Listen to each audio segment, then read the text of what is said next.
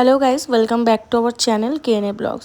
তো এখানে দেখতেই পাচ্ছ আজকে হচ্ছে জামাই ষষ্ঠীর, এটা হচ্ছে লাঞ্চের মেনু। তো এখানে ছিল ফল, 5 রকমের মিষ্টি, আর এখানে মা করেছিল পায়েস, দই, তারপরে এখানে ছিল হচ্ছে বিরিয়ানি, যেহেতু ও ভেজ খায় তো এখানে ছিল ভাত, শসা, লুচি, চানা পনির আর শুক্তো। তারপরে এখানে ছিল 5 রকমের ভাজা, বেগুন ভাজা, পটল ভাজা, কুমড়ো ভাজা, এখানে ছিল ইঁচড়, এখানে ছিল চিলি পনির, আর তারপরে মা করেছিল ভেজ ডাল, আর ছিল এখানে পনির দিয়ে ভিতরে পুর দিয়ে পনিরের একটা কষা, তারপরে চাটনি, পাঁপড়, মিষ্টি সবই ছিল। তো এখানে দেখতেই পাচ্ছ ও বসে গেছে।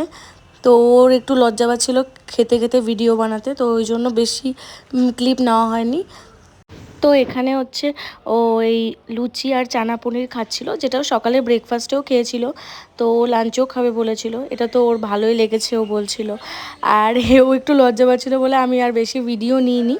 তো তোমাদের সবার জামাই ষষ্ঠী কেমন কাটলো অবশ্যই কমেন্ট করে জানিও।